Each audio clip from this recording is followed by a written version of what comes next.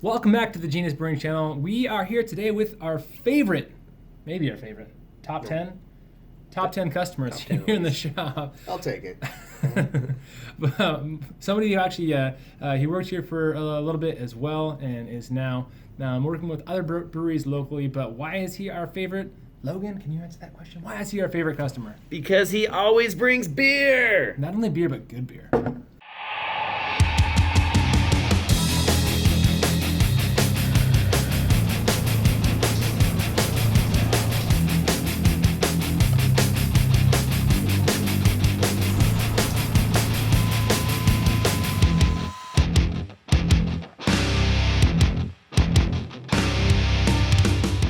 My name's Tim Regnier. Currently, I'm down with Millwood Brewing Company, but I love beer, and so I always got to share it.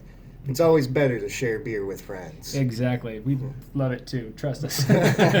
It's always a good time for us too. We have actually an accidental beer that turned out to be phenomenal. I've been brewing a bourbon barrel age, a bourbon soaked wood chipped age, I guess I should say on it.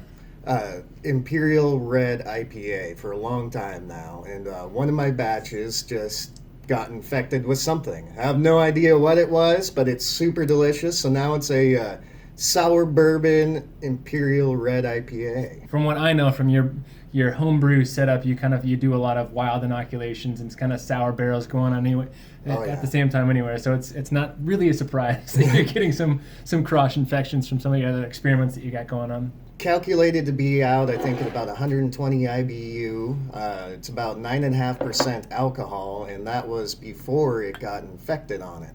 So, me thinking about it, there's way too much hops, there's way too much alcohol in this. Just using your basic strains in there, I shouldn't have anything infected. And here it is. Hop tolerant, alcohol tolerant.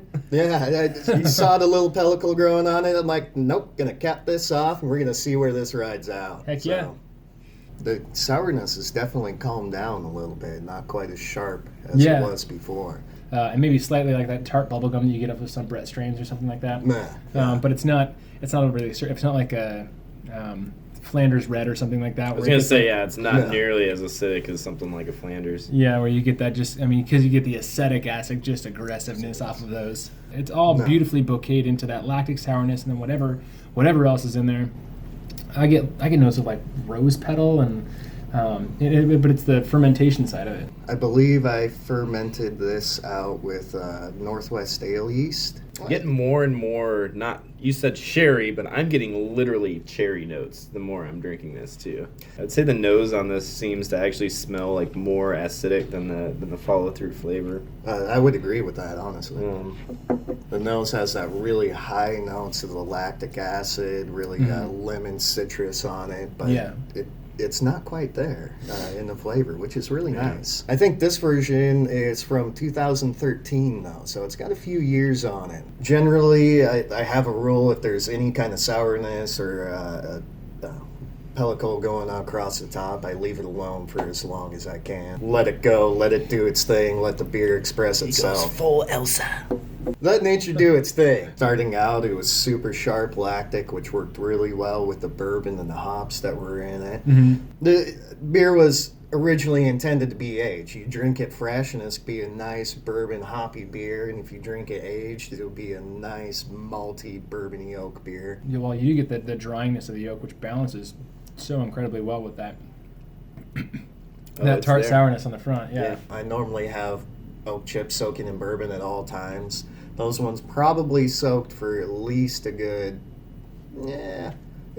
month or two before getting tossed in there. Really pull out all the harsh tannins before going into the beer. Yeah, and I really love the vanillins and that extra base layer of sweetness, because I feel like that base layer of sweetness and a lot of the bourbon qualities in there actually help express the sourness and kind of all the bright complexity of flavors that you get from all the souring bugs in this beer as well. Overall, this is fantastic beer. Thank you, Tim, for bringing this to us. This is great. This is why we love our customers. This is why we brew beer. Exactly. Yeah. Share it and make everybody happy. And Yeah. occasionally infected for the better. Well, until next time, thanks for watching, guys, and we'll come back at you with more of our draft series. This is kind of a filler for in between now and our next draft system build. Working on some stuff. Working on some stuff. We got some cool projects in the works. Love tasting beers. If any of you guys have any beers you want to give us, and if they taste nearly as good as this, then please bring them. Please bring them. Till next time on Genus Brewing. Cheers. Cheers. It's a great cheers. I mean, somebody's watching us. You never know when you're gonna have a jam. 3 dudes shoved really close to each other. Because we're just 3 Sitting around guys a table. having a good time. And wait for Drinking a beer. it. Wait Looks for like a it. flying guy. Oh god, yeah. I'm not too concerned. I don't know what we're gonna use this footage for. I feel like this isn't gonna make an entire video in itself. Oh, I think it is. Use it as a break in between. You know, Yeah. you're doing a cake build out, and then. And now, did you know? Freeze it into ice blocks and skate around in it. Then in the spring, we can melt it down and drink it.